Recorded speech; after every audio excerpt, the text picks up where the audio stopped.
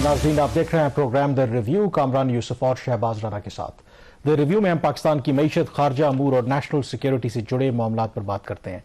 पाकिस्तान तहरीके इंसाफ ने जब IMF के साथ मुआहदा साइन किया तो उसमें कई शराइत थी। उसमें एक जो अहम शर्त थी वो ये थी कि तहरीके इंसाफ की जो हुकूमत है वो स्टेट बैंक ऑफ पाकिस्तान को मुकम्मल खुद मुख्तारी देगी। इसके ऊपर काफ़ी लहदा हुई और बिलाखिर फिर पार्लियामेंट के ज़रिए कानून साजी की गई और उस कानून साजी के ज़रिए पिछले साल जनवरी में बाकायदा तौर पर स्टेट बैंक ऑफ पाकिस्तान को खुद मुख्तारी दे दी गई और ज़ाहिर है कि ये IMF की शर्त थी। लेकिन अब जो प्राइवेटाइजेशन के केयरटेकर मिनिस्टर हैं उन्होंने एक इंकशाफ किया है, उसी से आज के प्रोग्राम का आगाज़ करेंगे।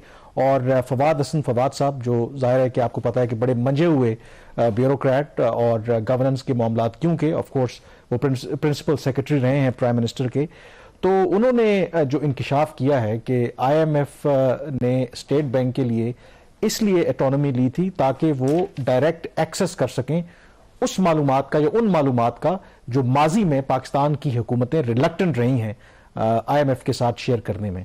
अब मेरा इसके अंदर ये सवाल है कि ऑटोनॉमी होती और क्या है? अगर हम कोई इंफॉर्मेशन IMF से छुपा रहे थे तो इसका मतलब है दाल में कुछ काला था और इसी चीज़ को वो ख़त्म करने के लिए उन्होंने स्टेट बैंक ऑफ पाकिस्तान की खुद मुख्तारी ली थी। तो इसमें खबर क्या है या इंकशाफ क्या है, प्रॉब्लम क्या है? ऐसा नहीं होता। कोई भी जो मुल्क है वो अपनी हर चीज़ खोल के दुनिया के सामने नहीं रख देता। ये पाकिस्तान ये एक स्ट्रेंज कंट्री है। यहाँ पे आपका एक एग्जांपल, बहुत छोटी सी माइक्रो एग्जांपल है। जो हमारा डेट ऑफिस है, पब्लिक डेट मैनेजमेंट ऑफिस, जो वजारत ख़जाना के अंदर काम करता है, उसके जो कंसल्टेंट्स हैं उसकी तनख्वाहें हुकूमत पाकिस्तान नहीं दे रही। उसकी जो सैलरीज है वो ADB से आ रही हैं, एशियन डेवलपमेंट बैंक से। ये जिस एक एग्जांपल है, ये आपके निज़ाम को जकड़ा जाता है। और स्टेट बैंक ऑफ पाकिस्तान का मतलब ये नहीं है कि अगर आप IMF के प्रोग्राम की भी मतलब ये नहीं कि हर चीज़ वो दोनों एक दूसरे के साथ एक्सचेंज करते रहे। और हुकूमत पाकिस्तान जिसका वो बैंक है, जो सेंट्रल बैंक होता है, वो बैंक ऑफ द गवर्नमेंट होता है, तो उसको पता ना हो कि वो निज़ाम कैसे चल रहा है। और जैसा आपने कहा, फवाद साहब जो है बड़े एक सीनियर ब्यूरोक्रेट रहे हैं। अब वो एज अ मिनिस्टर भी उनकी जो पोजीशन है in the federal cabinet, although privatisation ministry itself कोई बहुत बड़ा एक पोर्टफोलियो नहीं है, लेकिन फवाद साहब की वजह से उनकी कैबिनेट में पोजीशन बहुत स्ट्रांग है। फवाद साहब की वजह से उनकी SIFC में पोजीशन बहुत स्ट्रांग है। और कहा यह जाता है कि फवाद साहब जो है एस्टेब्लिशमेंट के भी काफ़ी करीब है आजकल। तो इस सारे अगर बैकग्राउंड में अगर देखा जाए, जो उनकी स्टेटमेंट है उसकी अपनी अहमियत है। लेकिन कामरान, इस हफ्ते 3 बड़े वाक़यात हुए हैं जिसे पाकिस्तान का जो मालियाती निज़ाम है, पाकिस्तान का जो मुआशी निज़ाम है, उसकी अहमियत जो है और उसकी फ्रीडम, ऑटोनॉमी, कुछ भी आप उसका नाम दे दें, उसके ऊपर बहुत संजीदा सवालात खड़े होंगे। एक तो वाक़या फवाद साहब वाला है, उनकी जो स्टेटमेंट आई IMF के जो उसने ऑटोनॉमी दिलवाई स्टेट बैंक को। फिर जो GDP ग्रोथ के नंबर्स हैं वो रिवाइज हुए। नंबर की रिवीजन होती रहती है, लेकिन जानबूझ के अगर पहले नंबर्स को आप हाई रखें और फिर दुनिया उसको एक्सेप्ट ना करे, फिर आप डाउनवर्ड रिवाइज करने पे हो जाए। और तीसरी बड़ी बात, अभी पाकिस्तान जो है FATF की ग्रे लिस्ट से निकला कुछ अर्सा पहले, और पाकिस्तान की 5 कमर्शियल बैंक्स इन्वॉल्व हैं मनी लॉन्ड्रिंग में, 2 जो इंपोर्टर्स थे उनको फैसिलिटेट करने में।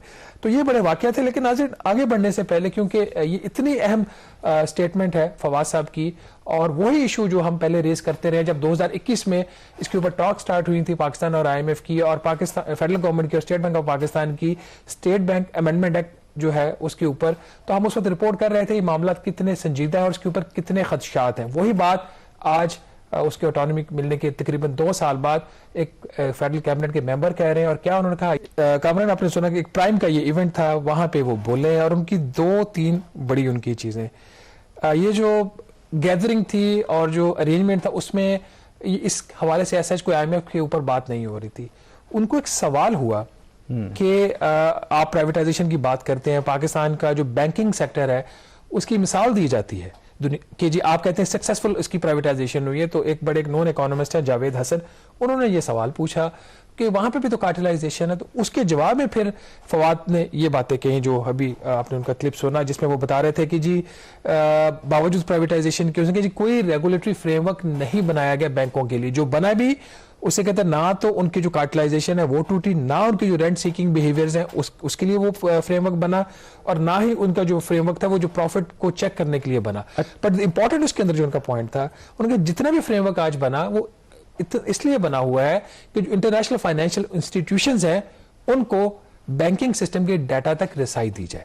اس سے اگلا جو جملہ جو انہوں نے ابھی آپ نے سنا، انہوں نے بولا کہ آئی ایم ایف نے اسٹیٹ بینک کو خود مختاری دلوائی، گورنر کو اپنے اوپر ڈیپینڈنٹ کیا، اور گورنر اس وقت کون تھے؟ رضا باقر تھے، اور وہ بہت فور فرنٹ کے اوپر تھے. اور تیسری بات انہوں نے کہی ڈیپینڈنٹ کر کے وہ انفارمیشن جو فیڈرل گورنمنٹ امپیڈ کر رہی تھی، نہیں دینا چاہ رہی تھی، وہ لی جا رہی ہے. لیکن اس کے اندر کیا آئی ایم ایف جو پہلا حصہ ہے آپ کا، کیا آئی ایم ایف ہمیں روکتا ہے یا اسٹیٹ بینک آف پاکستان کو روک رہا ہے کہ وہ جو بینکوں کی ریگولیشن ہے یا ایز اے ریگولیٹر کے طور پر ٹھیک طرح سے کام نہ کرے؟ اب کیونکہ جب اٹانومی نہیں تھی اسٹیٹ بینک آف پاکستان کے تو اس وقت ظاہر منسٹری آف فائنانس اس کو کنٹرول کرتی تھی، تو جو سکسیسو گورنمنٹس کا بھی فیلئر ہے انہوں نے بھی تو کوئی اس طرح سے کام نہیں کیا. تو ایک وجہ تو یہ بھی ہے کہ پھر آئی ایم ایف نے اسی لیے کہا کیونکہ جب آپ ریپیٹڈلی فیڈرل گورنمنٹ انٹروین کرتی ہے اسٹیٹ بینک آف پاکستان کے افیئرز میں تو اس سے بھی پھر معاملات خراب ہوتے ہیں. تو کہیں نہ کہیں ذمہ داری الٹیمیٹلی ہماری اوپر بھی عائد ہوتی ہے. دیکھیں بات سنیں، کیا آج وفاقی حکومت اس لا کے آنے کے بعد بھی اسٹیٹ بینک کو مینیپولیٹ نہیں کرتی؟ لیٹس مطلب اسپیک دا ٹروتھ نا، ہم آج بھی کرتے ہیں. جو ایکسچینج ریٹ کی مینجمنٹ کیسے ہو رہی ہے، جو لا ہے اس میں تو ایکسچینج ریٹ مینجمنٹ کی ساری ثوابدید جو ہے وہ مرکزی بینک کی ہے. تو یہ جو کبھی روپیہ نیچے جاتا ہے کبھی اوپر جاتا ہے، پھر چند پیسوں سے ایک دن کے وقفے سے کبھی بڑھتا ہے، اتنے ہی پیسوں سے وہ کبھی نیچے آ رہا ہوتا ہے، یہ ساری مینجمنٹ ہو رہی ہے. یہ کوئی مارکیٹ بیسڈ ایکسچینج ریٹ نہیں ہے. آئی ایم ایف نے کیوں دوسری طرف منہ کیا ہوا ہے؟ ایک بہت بڑا سوال پیدا ہوتا ہے. اور فواد حسن فواد کا ان کا یہ پوائنٹ بڑا ویلڈ تھا. انہوں نے کہا جی باقی تو ہر جگہ جا کے آئی ایم ایف اور ورلڈ بینک کنڈیشنز لگاتے ہیں، آج جو اسپریڈ ہے، جو ڈفرنس ہوتا ہے کہ جس ریٹ کے اوپر اگر آپ بینک میں پیسہ رکھنے جاتے ہیں، جو ڈپازٹ کرواتے ہیں وہ ریٹ، اور جس ریٹ کے اوپر میں اگر قرضہ لینے جاتا ہوں، بینک مجھے قرضہ دیتے ہیں جس کو اسپریڈ بولتے ہیں، وہ جتنا اس میں وہ منافع بینک کما رہا ہے، مجھے آپ کو بہت کم پیسہ دے رہا ہے، 5 6 7%، 10%، 12%، ڈپینڈ کرتا ہے آپ کا ڈپازٹ کیا ہے. اور میں جب قرضہ لینے جاتا ہوں مجھے 25-26% پہ، تو 13-14-15% کا جو اسپریڈ ہے کہتے ہیں وہ دنیا میں کہیں، تو یہاں پہ نظر کیوں نہیں ہے؟ اب نظر سوال یہ ہے کہ کیا یہ جو ان کی اسٹیٹمنٹ ہے اس کو فیس ویلیو پہ لینا چاہیے؟ کیا اس کو صرف اس کو اگر فیس ویلیو پہ آپ نہیں لیتے تو پھر یہ کیوں، اس کا مقاصد کیا ہے؟ ہم نے کچھ لوگوں سے بات کی جو سینٹرل بینک کے گورنر بھی رہے ہیں ماضی میں، کچھ سوچا بھی کہ کون سی ایسی انفارمیشن ہے جو مرکزی بینک دے رہا ہوگا آئی ایم ایف کے. یہ صرف ایک سوچ ہے، اس کے پیچھے کوئی ایسا انفارمیشن نہیں ہے سالڈ. ایک اندازہ لگایا جا سکے 2-3 قسم کی ایسی چیزیں ہیں جو central bank directly I M F کو دے رہا ہوگا. پاکستان کی جو ڈیفنس پروکیورمنٹس ہیں اس کا جو ڈیٹا ہوتا ہے وہ اسٹیٹ بینک آف پاکستان کے پاس ہوتا ہے، یا ڈیفنس منسٹری کو پتا ہوگا، آرم فورسز کو پتا ہوگا. یہ ایک بڑا سیکریٹو ڈیٹا ہوتا ہے. اور ایک تو اگر جو ڈالر بیس اگر کوئی ٹرانزیکشن ہو رہی ہے وہ تو اگر نیو یارک میں سیٹل ہو رہی ہے اس کا تو پتہ چل جاتا ہے وہاں پہ. اگر نان ڈالر کوئی فورن کرنسی میں ٹرانزیکشن ہو رہی ہے وہ شاید نیو یارک میں اس کا پتہ نہ چلتا. میں ایک اندازہ لگا رہا ہوں، یہ ایک پاسبلٹی ہو سکتی ہے. ہم یہ نہیں کہہ رہے کہ ڈیٹا دیا جا رہا ہے. دوسری کیا چیز ہے جو گورنر اسٹیٹ بینک کو پتا ہوتی ہے اور وزارت خزانہ کو نہیں پتا ہوتی؟ ایکسچینج ریٹ کی جو مینجمنٹ ہے. ایک تو جنرل مینجمنٹ آپ دیکھ رہے اس کی ویلیو کیا ہوگی، اس کا ریٹ کیا ہوگا، وہ کدھر کس ڈائریکشن میں جائے گا کس میں نہیں جائے گا، یہ گورنر کو پتا ہوتا ہے. اور گورنر کے ساتھ ایک اور شخص ہوتے ہیں جن کو پتا ہوتا ہے. یہ سم ہو اگر انڈیپینڈنٹلی اگر اسٹیٹ بینک کام کر رہا ہو، انٹرونشن نہ ہو رہی ہو، تو یہ وزیر خزانہ کو بھی نہیں پتا ہوتا. پھر اسٹیٹ بینک آف پاکستان جو ہے مارکیٹ سے کتنا ڈالر خرید رہا ہے، کتنا بیچ رہا ہے، یہ day to day direct information جاتی ہے مختلف اسٹیک ہولڈرز کو. ہو سکتا ہے یہ انفارمیشن فائنانس منسٹری میں نہ آتی ہو اس طریقے جس طریقے سے یہ پہلے آتی تھی. ایک اور پاسبلٹی اس کے اندر یہ بھی ہو سکتی ہے کہ جو انٹریکشن ہے، جو ڈائلاگ ہوتا ہے between the state bank of Pakistan اور آئی ایم ایف، پہلے اس میں وزارت خزانہ کا رول ہوتا تھا، اب نہیں ہوتا. اب یہ وہ کامران ایک ازمپشنز ہیں جس کے اوپر کہا جا سکتا ہے کہ یہ ایک پاسبلٹی ہو سکتی ہے. اب کیا چیز ہے جو آپ کا بھی سوال تھا، کیا چیز دی جا رہی تھی پہلے اب نہیں دی جا رہی، یا پہلے نہیں دیتے تھے اب وہ دینا شروع ہو گئے ہیں، تو یہ اب اس کے بارے میں اسٹیٹ بینک ایکسپلین کر سکتا ہے. ایک چیز میں ایڈ کرنا چاہوں گا. دیکھیں جب آپ ٹھیک ہے کسی بھی ادارے کو اٹانومی از امپورٹنٹ، لیکن ظاہر ہے کہ اس کی بھی کوئی ریڈ لائنز ہیں، کوئی تھریش ہولڈز ہوتے ہیں. اس میں پھر آئی تھنک امپورٹنٹ جو فیکٹر ہے آئی بلیو وہ یہ ہو سکتا ہے کہ جو چوائس آف دی گورنر ہے وہ کیا ہے. مثلا آپ نے ذکر کیا اور کوشش بھی کی کہ رضا باقر سے ان کا پرسپیکٹو لیں، آپ کو رسپانس نہیں ملا. تو کیا وہ جو الیجڈلی جو بھی انفارمیشن پاس آن ہوتی رہی آئی ایم ایف کو، کیا وہ رضا باقر کے دور میں ہوتی رہی؟ کیونکہ جو موجودہ اسٹیٹ بینک کے گورنر ہیں، if I am not wrong, اس کو تو پی ڈی ایم کی گورنمنٹ نے اپوائنٹ کیا. کیا وہ سلسلہ مطلب آج بھی جاری ہے؟ اور سیکنڈلی کیا اٹانومی کا مطلب یہ ہے کہ ہمارا آئی ایم ایف کے ساتھ کوئی ان رائٹنگ میں ارینجمنٹ ہے اسٹیٹ بینک آف پاکستان کا کہ جی وہ ہر صورت میں جو انفارمیشن ان کو دینی ہے، یا جو انڈیویجول وہاں پہ بیٹھا ہوا ہے یہ اس کا प्रेरोगेटिव है कि वो इंफॉर्मेशन शेयर करता है। कुछ तो होती हैं प्रोग्राम की रिक्वायरमेंट्स, वो चीज़ें तय हो जाती हैं। जो MEFP जो memorandum for economic and financial policies होता है, उसके साथ एक एनेक्स्चर लगा होता है जिसमें आप वजारत खजाना ने क्या देना, FBR ने, पावर मिनिस्ट्री ने क्या देना, स्टेट बैंक ऑफ पाकिस्तान ने क्या देना, वो चीज़ें पब्लिकली डिस्क्लोज्ड होती हैं। आप भी अभी वेबसाइट पे जाएं, MEFP का डॉक्यूमेंट खोले, आपको नजर आ जाएंगे। लेकिन ये कहानी इतनी सादा नहीं होती, इसके पीछे भी बहुत सारी चीजें होती हैं। जो फवाद साहब की ये स्टेट बैंक, फवाद साहब ही इसको एक्सप्लेन कर सकते हैं, या गवर्नर स्टेट बैंक जो फॉर्मर है रजा बाकिर वो बताएं, या मौजूदा गवर्नर बताएं कि कौन सी ऐसी चीजें हैं जिसकी तरफ फवाद साहब ने इशारा किया है। बहुत सारी ऐसी चीजें होती हैं जो फवाद ने खुद भी बोला कि इनको एक्सेस टू बैंकिंग डाटा चाहिए था, वो उन्होंने ले लिया है। उनका ये कंसर्न है ये कितने, ये इसका वो फाइनेंशियल सेक्टर की स्ट्रेंथ क्या है। फॉर एग्जाम्पल एक और एग्जाम्पल अगर आप ले लें, 2 पाकिस्तान की बैंक्स हैं जो कि अंडर कैपिटलाइज है, जितनी उनके पास कैपिटल सरमाया होना चाहिए बैंक चलाने के लिए उनके पास नहीं है। 2-3 साल से स्टेट वो जो चीज़ है वो IMF के प्रोग्राम में आती है कि इसको हम कैपिटलाइज करेंगे, इसका सरमाया जो स्टेक होल्डर्स अरेंज करें, आज तक तो नहीं हुआ। उसके ऊपर तो मैंने इसको कभी कोई हाश स्टेप नहीं लेते देखा, ना स्टेट बैंक को ना IMF को, स्वाय एक जो KSB बैंक उन्होंने मर्ज किया था उसकी भी वजूहत जाती थी। लेट मी से दिस, वो जो बैंक मर्ज इन्होंने किया था, टेक ओवर कर लिया था KSB बैंक को, इन्होंने बैंक इस्लामी में मर्ज कर दिया था, वो ठीक नहीं था, वो मेरिट पे फैसला नहीं था। अगर वो फैसला मेरिट पे होता उस वक्त, तो बाकी जो 2 बैंक्स उस वक्त भी अंडर कैपिटलाइज थे, आज भी हैं 7-8 साल बाद भी। तो ये बहुत सारी चीजें होती हैं, मगर ये वक्त बताएगा।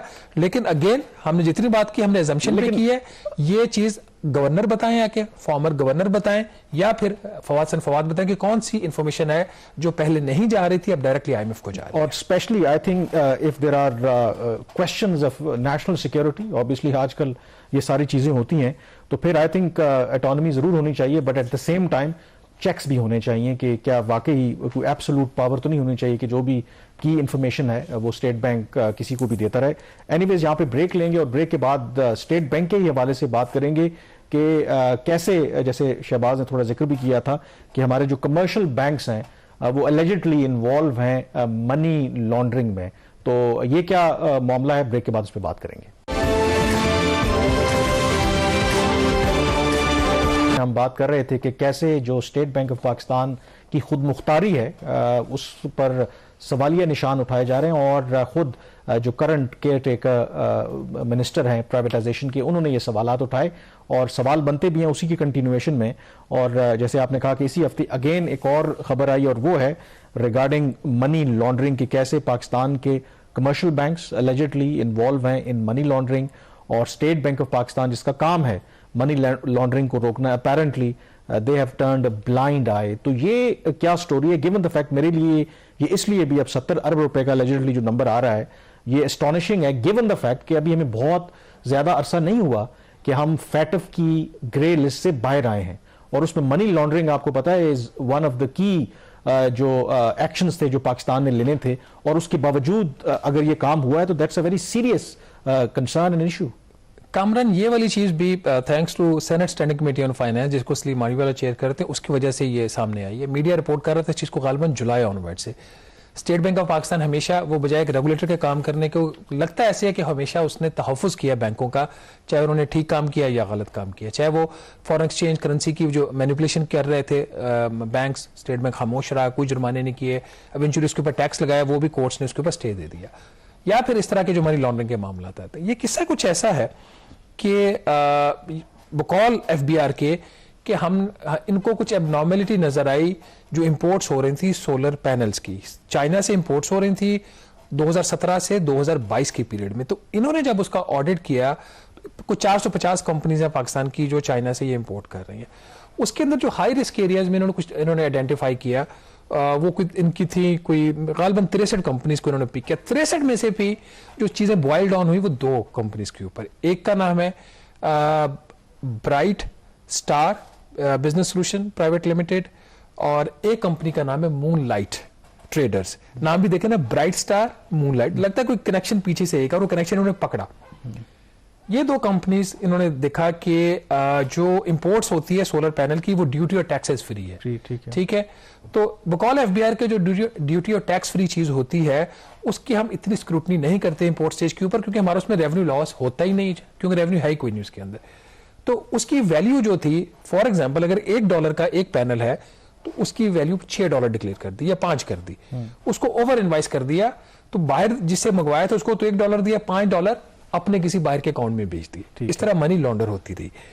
یہ 2 کمپنیز, اور یہ ہم ناظرین جو بھی اس پروگرام میں بات کر رہے ہیں اس کی بیس جو ہے FBR کی ایک رپورٹ ہے, آڈٹ رپورٹ, یہ ہمارے پاس موجود ہے, یہ دکھائی بھی جا سکتی ہے. اس کی بیس پہ بات کریں, یہ کوئی ہیئر سے ایلیگیشن نہیں ہے. جو بھی الزام ہے بینکوں کے اوپر یا کمپنیز کے اوپر وہ FBR کی رپورٹ کے اندر, ہم اپنی طرف سے اس پہ کوئی بات نہیں کر رہے. انہوں نے یہ آئیڈینٹیفائی کیا کہ یہ جو 2 کمپنیز ہیں انہوں نے 5 بینکس کا ایک نیکسس تھا, اس کو استعمال, نیکسس بینکوں کا آپس میں تو نہیں تھے, جو 5 بینکس اس میں انہوں نے انوالو پائیں. یہ بھی ناظرین رپورٹ کے اندر انہوں نے دیا ہوا ہے. کون سی اس میں کامران بینک ہے, Askari bank limited, Meezan bank limited, Faysal bank limited, JS bank limited and Dubai Islamic bank limited. ان کی کچھ برانچز میں وہاں پہ کیش ڈپازٹ ہوتا ہے, اور کیش انہوں نے جو ان کی انویسٹیگیشن FBR کی, اس میں مختلف کیسز میں مطلب 1 کروڑ روپے سے زیادہ کی کیش انجیکشن ہوئی اس کے اندر, اور جو میکسیمم کیش میرا خیال انہوں نے جو ہوا وہ عسکری بینک میں کوئی 15.7 ارب کا تھا. تو جو انہوں نے دونوں کمپنیز نے اوور ویلیویشن کی اپنی گڈ کی, اوور انوائسنگ کی, وہ جو پیسہ تھا تقریباً 70.7 ارب روپیہ ان 2 کمپنیز نے ان 5 بینکوں کی برانچز کے ذریعے ملک سے باہر بھیجا. جو آڈٹ کی فائنڈنگ ہے FBR کی آڈٹ کی کہ امپورٹ ہو رہی تھی چائنا سے, ٹھیک ہے, پیسہ بھی چائنا جانا چاہیے تھا, بجائے وہ چائنا جانے کے وہ کدھر جا رہا تھا, دبئی, سنگاپور اور سوئٹزرلینڈ. یہ 3 آپ کو پتہ نا ٹیکس ہیونز ہیں پاکستانیوں کے لیے, دنیا کے 3 ممالک ہیں. یہاں سے جو ill gotten جو منی ہوتی ہے وہ پھر وہاں پہ یہ منی لانڈر کرتے ہیں یہاں سے. تو یہ پیسہ وہاں گیا. اس میں صرف سنگاپور اور UAE میں کچھ 16.5 ارب انہوں نے کتنا بھیجا, کچھ اور کنٹریز کے اندر بھی گیا, بٹ 3 کنٹریز انہوں نے پریڈومیننٹلی اپنی رپورٹ کے اندر مینشن کی. تو اس کے اوپر اعتراض ان کا یہ تھا FBR کا کہ جب امپورٹ ہو رہی ہے چائنا سے, اور چائنا سے جو مال بیچنے والا ہے ان کو, اس سے نو آبجیکشن سرٹیفکیٹ لیے بغیر یہ بینک کیسے یہ پیسہ دبئی, سنگاپور اور سوئٹزرلینڈ بیچ رہے. تو یہ منی لانڈر, اور یہ اسٹیٹمنٹ کہ یہ ٹریڈ بیسڈ منی لانڈرنگ ہے آن دا ریکٹ, چیئرمین FBR انہوں نے خود, اور اسٹینڈنگ کمیٹی کے اسٹیٹ بینک آف پاکستان کا پھر کیا کردار ہے, اور ڈو یو تھنک کہ obviously اتنی بڑی رقم اگر ہو رہی ہے منی لانڈرنگ اور پاکستان سے باہر جا رہی ہے, تو ڈو یو تھنک کہ یہ بینکوں کی کوتاہی ہے, اور they are actually part of this nexus, یا انہوں نے فیسیلیٹیٹ کیا ہے, مطلب یہ بھی تو ہو سکتا ہے نا. ادروائز تو آئی تھنک ہمیں بھی پتا ہے کہ بینک اگر آپ کے پیسے آ بھی رہے ہوں, ویسے تو فورن ریمیٹنس جتنی آئے وہ اچھی بات ہے, تو آپ کو پتا ہے کہ جب آپ تھوڑی سی زیادہ اماؤنٹ آ جائے تو بینک آپ سے $1,000 پہ $500 پہ آپ کو کال آ جاتی ہے, اتنی کوشچن کرتا ہے جی کیا چیزیں ہیں. 2 چیزیں, ایک تو پاکستان سے باہر جانا پیسہ تو وہ تو مطلب کیش میں ڈپازٹ ہو رہا ہے. میں نے خود ایک میری مطلب اگر آپ کوئی پروڈکٹ آپ بھی کوئی سیل کریں, تو اگر آپ کے اکاؤنٹ میں اپنی بیچی ہوئی چیز کا پیسہ ڈالنا چاہیے جو ڈکلیئرڈ ہے, انڈکلیئرڈ کی میں بات نہیں کر رہا, آپ بینک آپ کا پیسہ نہیں لیتا کہ جی ہم اتنا پیسہ نہیں لے سکتے, یہ تو FATF کی ریگولیشن, اسٹیٹ بینک کی فلاں ریگولیشن, فائنینشیل مانیٹری, اور وہ تو مجھے یاد ہے وہ اتنی بڑی اماؤنٹ تھی بھی نہیں, یہ تو اربوں کی بات ہو رہی ہے نا. تو یہ کیسے یہ پیسہ بلینز آف روپیز جا رہا تھا, اور FMU جو کہ ہاؤس ہے اسٹیٹ بینک آف پاکستان کے اندر, جس کو FMU کو چلا ہی اسٹیٹ بینک آف پاکستان کے لوگ نے, یہ کیسے یہ سب کچھ ہو رہا تھا وہاں پہ. بہرحال یہ ایک سوال ہے کمیٹی کے اندر, ابھی تک جو اس کا بیہیویئر ہے اسٹیٹ بینک کا وہ بھی بڑا ایک سسپیشیس ہے. دے سیم ڈیفینڈنگ, کوئی اتنا کھل کے سامنے نہیں آ رہے, گول مول بات کر رہے ہیں. جو اس ہفتے جو میٹنگ ہوئی اس میں جو ریپرزنٹیشن تھی, نہ گورنر خود آئے نہ ڈیپٹی گورنر خود آئے میٹنگ میں, انہوں نے ایک ایگزیکٹو ڈائریکٹر کے لیول کے آفیشیل کو بھیجا, ان کے پاس بھی جواب نے پوچھ لوں گا, کر لوں گا, بتا دیں گے, بس یہی چل رہا ہے کھیل. بٹ FBR کی یہ جو انویسٹیگیشن ہے اسے یہ چیز سامنے ہے. بہرحال اس کے اندر جو چارجز کام اس پہ FIRs ہو چکی ہے منی لانڈرنگ کے حوالے سے, جو چارجز اس کے اوپر لگے ہیں دونوں کمپنیز کے اندر, ایک کے تو انہوں نے ریسٹ نہیں کیا, انہوں نے بیل لے لی ہے کورٹ سے, فسکل فراڈ کا چارج لگا ہے, ٹریڈ بیس منی لانڈرنگ کا چارج لگا ہے FIR کے اندر, involving exploitation of import transaction to transfer funds out of Pakistan through use of unlawful activities, use اور illicit cash and illicit financial flows to Dubai, Singapore, Switzerland and other countries. یہ ان charges کے اوپر FIRs register اور مزے کی بات ہے یہ دونوں کمپنیز شاید ٹیکس ریٹرن بھی نہیں بھرتی تھی اتنے پیسے. یہ بڑا انٹرسٹنگ فیکٹ ہے اس کے اندر, مطلب میں دیکھ رہا تھا ڈیٹا, ہمارے پاس ٹائم تھوڑا سا کم ہے, اگر آپ صرف دیکھ لیں اس کا یہ برائٹ اسٹار بزنس سولوشن کا میرے پاس 5 سال کا ریکارڈ جو رپورٹ سے میں ناظرین دیکھ رہا ہوں, 2018 میں اس کمپنی نے امپورٹ کیا 5.4 بلین روپیز, اور اس کی جو ٹیکس فائلر نہیں ہے 2018 میں. 2019 میں اس کمپنی کی امپورٹس 18.8 ارب انہوں نے اپنا جو ریٹرن فائل کیا 19 میں کر دیا. انکم کتنی نے ڈکلیئر کی؟ صرف 13.9 ملین, اور امپورٹ کتنی ہے اس سال 18.8 ارب روپیہ. 20 میں انہوں نے پھر ریٹرن فائل کیا, 3 ارب کی انہوں نے امپورٹ کی, اور انکم کتنی ڈکلیئر کر رہے ہیں 0.7 ملین.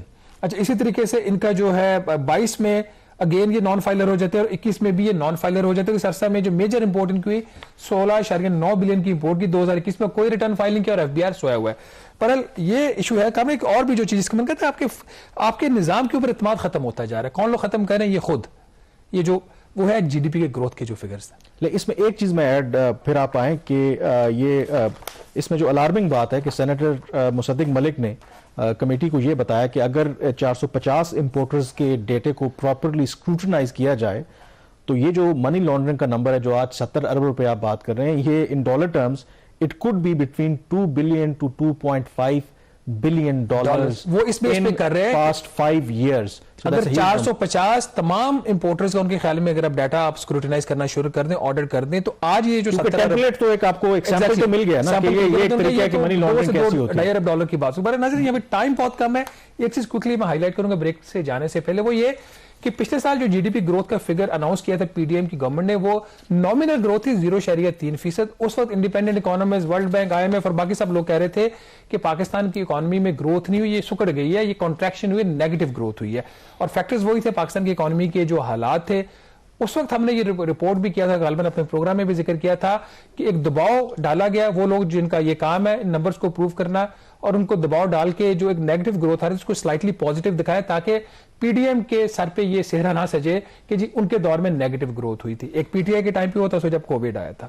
بہرحال نیشنل اکاؤنٹس کمیٹی کی میٹنگ ہوتی ہے اس ہفتے, اور انہوں نے اب باقاعدہ طور پر جو ایک پازیٹیو گروتھ تھی 0.3% GDP کی, اس کو انہوں نے نیگیٹو 0.2% آفیشیلی انہوں نے ڈاؤنورڈ ریوائز کر دیا. یہاں پہ ہم ایک چھوٹی سی لیں گے بریک کے بعد واپس آئیں گے تو بات کریں گے کہ کیسے FBR وہ تلوار لے کے نکلا ہوا ہے نان فائلرز کے پیچھے, لیکن اس کے اپنے ہی لوگ جو ہیں وہ FBR کی جو ٹاپ مینجمنٹ ہے اس کی بات سننے کو تیار نہیں ہے. اسٹے ود اس.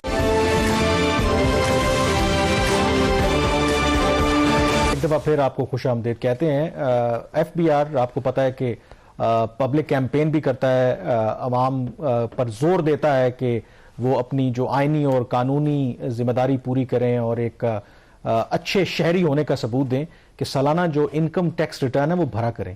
لیکن جو اب ہم ڈسکس کرنے جا رہے ہیں, شہباز نے ہنٹ بھی دیا تھا کہ خود جو FBR کے ملازمین ہیں, درجنوں بلکہ سینکڑوں ایسے ملازمین ہیں جو خود ٹیکس ریٹرن بھرتے ہی نہیں ہیں. تو شہباز وہ اس پہ یاد آیا کہ بڑی سینگ ہے کہ چراغ تلے اندھیرا. وہ ویسے میں پہلے بھی ذکر کیا تھا, تو ہمارے کولیگ ہیں رضوان صاحب, وہ کہتے ہیں کہ میں چراغ تھلے, آپ تھلے کہتے ہیں تلے ہوتا ہے, تو میں نے کہا چراغ تھلے, میں نے کہا لیکن تھلے ہی آپ سمجھ لیں, چراغ تھلے FBR میں جو کمنٹ ہے وہ تھلے والے آ رہے ہیں, نیچے والے نہیں آ رہے. FBR میں وہ تھلے لگا دیا ہے. تو یہ کیا سلسلہ ہے کہ FBR جو ہمیں کہتی ہے کہ جی آپ ٹیکس ریٹرن بھریں, خود جو ان کے اپنے ملازمین ہیں وہ ٹیکس ریٹرن. اچھا, ویسے اس میں ایک تو میں اپنے سورس کو داد دوں گا کہ اس نے اپنے ادارے, بڑی بات ہوتی ہے کہ آپ اس طرح کی خبر نکال لینا. ویسے کوئی حیران کن بھی نہیں. ہم یہ نمبر اگر آپ دیکھیں, اب تو خیر تھوڑا سا جب کیمپین چلتی ہے, ہمارے جو معزز پارلیمنٹیرینز ہیں, حالانکہ ان کا کام ہے کہ پہلے آپ ٹیکس بھریں, وہ بھی اگر آپ نمبر دیکھیں تو اس میں آپ کو پتہ چلے گا. یہ تو ان کا تو کام ہے نا, یہ وہ تو چلے ان کا کہ وہ ٹیکسیشن تھرو ریپرزنٹیشن والی ایک جو بات ہے, عمر چیمہ صاحب اس پہ کافی انہوں نے کام بھی کیا ہوا ہے. یہ کیس بڑا یونیک ہے. ان کے کوئی 3200 ٹوٹل ان کے آفیسرز ہیں. اوور آل جو اسٹرینتھ ہے FBR کی میرے خیال 22-23 ہزار ہے. تو اگر ہم باقی لوگ وہ جو گریڈ 1 سے 16 تک کے ہیں ان کو فاردر ٹائمنگ ابھی سائٹ پہ بھی کر دیں, صرف آفیسرز کی بات کریں جو گریڈ 17 سے 22 کے ہیں وہ ہیں کوئی 3200. اچھا, ان 3200 افراد میں سے جنہوں نے اپنے ریٹرنز فائل کیے ہیں وہ 2600 بھی نہیں ہے. ہر 10 میں سے 2 FBR کے جو افسران ہیں انہوں نے نہ اپنے انکم ٹیکس کے گوشوارے جمع کرائے ہیں اور نہ ہی انہوں نے اپنی جو ویلتھ جو اثاثوں کی تفصیلات ہیں وہ جمع کروائی ہیں.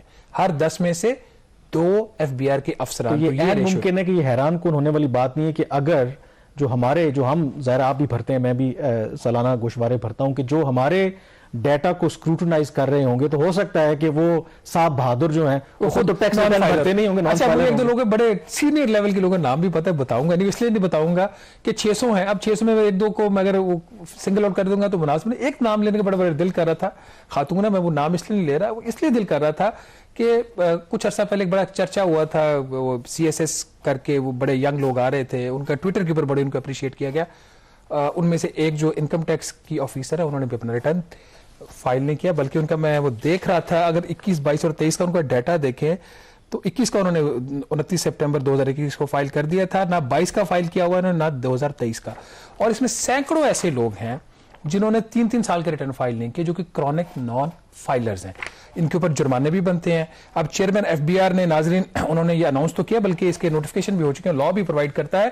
چیئرمین صاحب فرماتے ہیں کہ جو وہ لوگ جو اپنے گوشوارے سالانہ جمع نہیں کروائیں گے, جو لا کی ریکوائرمنٹ ہے, تو ان کے بجلی کے کنیکشن کاٹ دیے جائیں گے, ان کے گیس کے کنیکشن کاٹ دیے جائیں گے, اور ان کے موبائل سم کارڈز بھی بلاک ہو جائیں گے. تو چیئرمین صاحب 600 تو آپ کے افسران ہیں, اور اس کے علاوہ سینکڑوں وہ لوگ ہیں جو گریڈ 16 یا اس سے نیچے ہیں, اور وہاں پہ یہ آرگومنٹ نہیں مانا جائے گا کہ ان کی کچھ لوگوں کی تنخواہ شاید 6 لاکھ سے کم ہو, جو کہ آپ کی ریکوائرمنٹ ہوتی ہے, کیونکہ 2 اور کنڈیشنز بھی ہیں ریٹرن فائل کرنے کی, آپ کا گھر ہو اور آپ کے پاس گاڑی ہو. تو FBR کے یا کسٹمز والی سائڈ پہ بھی خاص طور پر بہت سارے ایسے افراد ہیں جن کی شاید سیلری اتنی نہ ہو لیکن ان کے اثاثے بڑے, وہ بھی دیکھنے کی ضرورت ہے. تو پہلا سٹیپ آپ کو اپنے گھر سے لینا ہے. چیئرمین FBR نے مجھے خود یہ انہوں نے ایشور کیا ہے کہ ان تمام افراد کو جو نوٹسز ہیں وہ انہوں نے کہا سیچرڈے کو یعنی کل تک مل جائیں گے, جو نان فائلرز ہیں. ان کی وجہ بھی ہے کہ اگر بائی لا اگر آپ چلیں 30 سپٹمبر تک آپ کی ڈیڈ لائن ہوتی ہے ریٹرن فائل کرنے کی, اس کو FBR نے تمام لوگوں کے لیے, تمام ٹیکس پیئرز کے لیے ایکسٹینڈ کر دیا تھا 30 اکتوبر تک.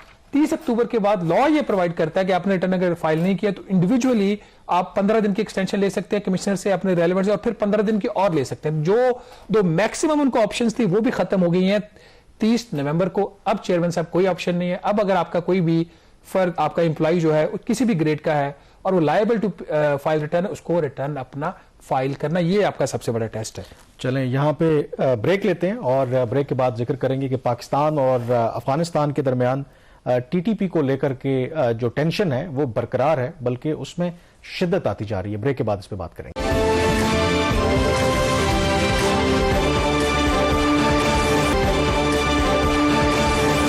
بریک کے بعد ایک دفعہ پھر آپ کو خوش آمدید کہتے ہیں. پاکستان اور افغانستان کے درمیان تعلقات میں کشیدگی جو ہے وہ برقرار ہے, بلکہ آپ کہہ سکتے ہیں کہ تعلقات ہر گزرتے دن کے ساتھ مزید پیچیدہ اور مزید خراب ہوتے جا رہے ہیں. اور اگین روٹ کاز وہی پاکستان کا جو مطالبہ افغان طالبان کی حکومت سے رہا ہے کہ وہ کالعدم تحریک طالبان پاکستان اور ان کے ٹھکانوں کے خلاف مؤثر کارروائی کریں. لیکن افغان طالبان کی طرف سے مسلسل وہ انکاری ہیں اس طرح کی کارروائی کرنے کے حوالے سے.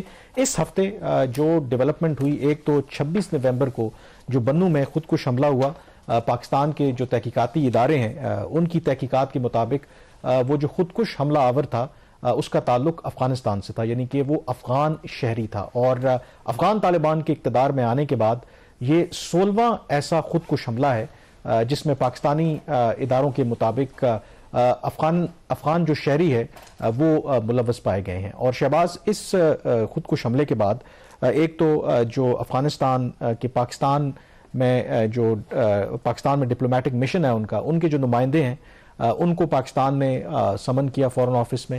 دو کہ اسٹیٹمنٹ تو جاری نہیں ہوا, لیکن ذرائع کے مطابق اس میں بڑا واضح طور پر پاکستان نے تو مذمت کی ہی اس واقعے کی, لیکن 4 مطالبات ان کے سامنے رکھے گئے. اس میں نمبر 1 یہ مطالبہ رکھا گیا کہ جو افغان طالبان کی حکومت ہے وہ ایک مؤثر افیکٹو کارروائی کرے TTP اور ان سے جو ایفیلیٹڈ گروپس ہیں ان کے خلاف, اور وہ جو کارروائی ہے ویریفائبل ہونی چاہیے. 26 نومبر کا یہ جو واقعہ ہے اس کی ذمہ داری حافظ گل بہادر گروپ نے کی تھی, کیونکہ TTP تو ایک امبریلا آرگنائزیشن ہے, اس کے نیچے چھوٹے ادارے بھی کام کرتے ہیں. 26 نومبر والے واقعے کی بھی پاکستان نے مطالبہ کیا ہے کہ تحقیقات ہونی چاہیے. اور اس کے علاوہ جو پاکستان نے ایک اور مطالبہ کیا ہے کہ جو حافظ گل بہادر ہے اس کو گرفتار کیا جانا چاہیے اور اس کو پاکستان کے حوالے کریں. اور چوتھا مطالبہ جو پاکستان بار بار دہراتا رہا ہے کہ افغانستان اپنی سرزمین پاکستان کے خلاف استعمال ہونے کی اجازت نہ دے. اب اہم سوال یہی ہے کہ کیا افغان طالبان پاکستان کا یہ جو نیا مطالبہ سامنے آیا ہے اس کو مانیں گے؟ ابھی تک کی جو انڈیکیشنز ہیں ایسا بالکل نہیں لگ رہا کہ افغان طالبان کے رویے میں کوئی امیجیٹلی تبدیلی نظر آئے گی. کامران، یہ جو حافظ گل بہادر صاحب، ان کا کیا بیک گراؤنڈ ہے اور کیوں پاکستان نے ان کی واپسی کا مطالبہ کیا؟ مطلب دیکھیں یہ جیسے میں نے کہا آئیڈینٹیفائی ہو گیا کہ انہوں نے کروایا اٹیک. انہوں نے 26 نومبر کو جو بنو میں خودکش حملہ ہوا تو اس کی ذمہ داری حافظ گل بہادر گروپ نے کی. جیسے ٹی ٹی پی ہے، تحریک طالبان پاکستان، یہ ایک امبریلا آرگنائزیشن ہے، اور اگر آپ اس کے نیچے دیکھیں تو کوئی پاکستان کے تحقیقاتی ادارے بھی کہتے ہیں اور اوور آل رپورٹس بھی ہیں، کچھ 26-27 کے قریب ڈفرنٹ گروپس ہیں جو under the T T P یا کام کرتے ہیں یا ایک لوزلی ارینجمنٹ ہے. تو یہ جو حافظ گل بہادر ہے یہ بھی اسی طرح کی ایک جو دہشت گرد تنظیم ہے اس کو وہ لیڈ کرتے ہیں. اور جب سابقہ قبائلی علاقے تھے، جب پاکستان آپریشن وہاں پہ کر رہا تھا تو ان کا وہاں پر کچھ علاقوں پہ ایک سٹرانگ ہولڈ تھا، تو انہوں نے اپنے اپنے علاقے ڈیوائیڈ کیے ہوتے. تو یہ بھی آن اینڈ آف حافظ گل بہادر جو گروپ ہے وہ یہ سیکیورٹی فورسز کو بارڈر ایریاز میں وہ نشانہ بناتے رہتے ہیں. تو کیونکہ ذمہ داری قبول کی حافظ گل بہادر گروپ نے، تو حافظ گل بہادر اس گروپ کا سربراہ ہے، تو اس لیے پاکستان نے جو ہے وہ مطالبہ کیا ہے. نہیں تو کیا اس بات کی مطلب طالبان تو یہ مانتے نہیں ہے کہ وہ انہوں نے پناہ دی ہوئی ہے، تو ڈو دے ایگری کہ ان کے پاس یہ ہے، یا وہ صرف ہماری طرف اس سے ایک مطالبہ یا ان کا کوئی ٹریڈیشنل اس پہ جواب آئے؟ کیونکہ دس از دی موسٹ امپورٹنٹ تھنگ. اگر وہ ان کو ہیڈ کو وہ ان کو ہینڈ اوور کر دیتے ہیں تو یہ ایک میجر بریک تھرو سمجھا جائے گا. نہیں، وہ ہیڈ تو میرا نہیں خیال کہ وہ کریں گے. یہ جو مطالبہ ہے پاکستان نے ایون جب افغان طالبان اقتدار میں آئے تھے اگست 2021 میں، میں نے بہت سی تواتر سے خبریں کی ہیں، تو پاکستان کو اس وقت تو بڑی توقع تھی. پاکستان نے تو کوئی ٹائم ضائع نہیں کیا تھا اور اپنی ایک لسٹ جو ہے ان کو فراہم کی تھی کہ یہ لوگ ہیں جو افغانستان کے اندر موجود ہیں. اس میں نور ولی محسود اور باقی اس طرح کے جو دہشت گرد تنظیموں کے سربراہ ہیں کہ آپ ان کو ہمارے حوالے کریں. لیکن شاید پاکستان کی ایک وشفل تھنکنگ تھی کہ جی ہم مطالبہ کریں گے اور وہ بڑے آرام سے ہمارے حوالے کر دیں گے. رہی بات کہ جو افغان طالبان ہیں وہ ڈینائی کرتے ہیں کہ جی ٹی ٹی پی تو یہاں پہ ہے ہی نہیں، یا ان کے جو دہشت گرد ہیں یہ ان کی پبلکلی وہ یہ پوزیشن لیتے ہیں، لیکن پرائیویٹلی دے انڈرسٹینڈ کہ یس جو ٹی ٹی پی کے لوگ ہیں وہاں پہ وہ موجود ہیں. جو امپورٹنٹ اس کے اندر ایسپیکٹ ہے، اسی ہفتے جو ڈیولپمنٹ ہوئی ہے کہ وہاں کے میڈیا میں ہی ایک آرٹیکل چھپا ہے جس کو آئی تھنک آپ کہہ سکتے ہیں کہ وہ افغان طالبان کی جو حکومت ہے اس کی ترجمانی کر رہے ہیں. وہ یہ کہہ رہے ہیں کہ جی ہم کیوں نہیں کارروائی کرنا چاہتے، کہ یہ نہیں کریں گے ٹی ٹی پی کے خلاف. ایک جیسے ہم پہلے بھی بات کر چکے ہیں، کیونکہ ٹی ٹی پی نے جب یو ایس اور نیٹو فورسز وہاں پہ تھیں ان کے ساتھ مل کر امریکی افواج کے خلاف لڑائی لڑی ہے. دوسرا یہ ہماری روایت نہیں ہے کہ ہم اپنے مہمانوں کے خلاف کارروائی کریں. تیسری وہ یہ بات کہتے ہیں کہ اگر ہم ان کے خلاف کارروائی کریں گے تو خدشہ یہ ہے کہ یہ داعش میں شامل ہو جائیں گے، داعش ہمارا نمبر 1 اینیمی ہے. اور چوتھی وہ یہ بات کرتے ہیں کہ اس کا جو حل ہے وہ یہی تھا کہ جو مذاکرات پاکستان اور ٹی ٹی پی کے درمیان چل رہے تھے، اور ان کا یہ دعویٰ ہے کہ جب یہ مذاکرات چل رہے تھے تو اس میں 90% معاملات جو ہیں وہ سارٹ آؤٹ ہو گئے تھے پاکستان اور ٹی ٹی پی کے درمیان. لیکن وہ یہ دعویٰ کرتے ہیں پاکستان بیک آؤٹ کر گیا، اور پاکستان کے بیک آؤٹ کرنے کی وجہ سے اور خاص کر کے پاکستان کی جو افغان پالیسی ہے، جو آرمی کی جو چینج آف کمانڈ ہوئی ہے، وہ یہ بھی الزام دیتے ہیں جو تبدیلی آئی کہ ہم ان کے ساتھ مذاکرات نہیں کریں گے، وہاں سے معاملہ ڈیریل ہو رہا ہے. اور کوئکلی وہ یہ کہتے ہیں کہ ہم ایکشن نہیں لے سکتے. پاکستان کو ہم یہ سجیسٹ کرتے ہیں کہ آپ بہتر ہے کہ آپ کوئی متبادل ڈھونڈیں، یوز آف فورس کے علاوہ کوئی اور طریقہ ڈھونڈیں کہ اس کا حل نکالا جا سکے. کامران، ایک تو جو اگر انڈیویجول لیول پہ کچھ اگر اس وقت کے جو ملٹری اسٹیبلشمنٹ تھے انہوں نے کو ڈیل کیا اور اس گورنمنٹ کی اونرشپ حاصل نہیں تھی تو وہ تو ایک ایشو ہو سکتا ہے. لیکن اگر افغان طالبان کے ساتھ ڈیل کرے اور میڈیٹ کرے تو وہ اس کو ایک ایشو بنا سکتے ہیں کہ یہ تو آپ کا انٹرنل میٹر. بٹ اگر وہ یہ کہتے ہیں ہمارے مہمان ہیں اور ہم کچھ نہیں کر سکتے، ایٹ دا سیم ٹائم ان کی کسی سینئر لیڈر نے ایک فتویٰ بھی دیا ہوا ہے کہ آپ پاکستان کے اوپر اٹیک نہیں کر سکتے. تو اگر ان کی ہی انسٹرکشنز کے خلاف جا رہے پھر تو ان کے اوپر کارروائی بنتی ہے. لاسٹلی پاکستان نے کچھ اکنامک لیوریج جو استعمال کی تھی، 3 بڑے میز لیے تھے. انہوں نے 10% پروسیسنگ فی لگائی تھی، کچھ اشیاء کی جو امپورٹ تھی تھرو ٹرانزٹ ٹریڈ وہ بین کر دی تھی، اور بینک گارنٹیز تھی. یہ 3 اکتوبر کو اقدامات لیے گئے تھے. اس کو حکومت نے پارٹلی ریلیکس کر دیا ہے. اس کی جو امپلیمنٹیشن ہے وہ 3 اکتوبر کے بجائے 16 نومبر سے کر دی ہے. تو اگر یہاں سے حکومت نے کوئی کنسیشن دی ہے افغانستان کو، وہ کیوں دی ہے، یا اس کے میرے خیال میں یہ کیرٹ اینڈ اسٹک والی پالیسی چلتی رہتی ہے. ویری کوئکلی اب یہ جو بنو والا واقعہ ہوا ہے، جو میری معلومات ہیں کہ پاکستان نے سفارتی ذرائع سے ایک واضح پیغام افغان طالبان کی حکومت کو دیا ہے کہ اگر مزید اس طرح کے حملے کراس بارڈر جاری رہے اور کوئی فردر پاکستان پر دہشت گردی کا حملہ ہوتا ہے جس کے تانے بانے افغانستان سے ملتے ہیں تو اس کے افغانستان کو خطرناک نتائج بھگتنا پڑیں گے. اب وہ کیا خطرناک نتائج ہیں, کیا پاکستان کراس بارڈر سٹرائک کر سکتا ہے یا کوئی اور اقدامات کرے گا, یہ ابھی ہمیں نہیں پتا. لیکن ایک بات واضح ہے کہ پاکستان جو ہے وہ اپنی جو پوزیشن ہے وہ ہارڈن کرتا جا رہا ہے. لیکن کیا افغان طالبان پاکستان کی بات مانیں گے؟ جیسے میں نے پہلے کہا کہ انڈیکیشنز تو یہی ہیں کہ شاید ابھی لگتا نہیں ہے کہ اپنے رویے میں وہ کسی بھی طرح کی تبدیلی کریں گے. تو ایک بہت بڑا چیلنج ہے پاکستان کے لیے. پروگرام دا ریویو سے اتنا ہی. مجھے کامران یوسف اور شہباز رانا کو اجازت دیجیے. اللہ حافظ.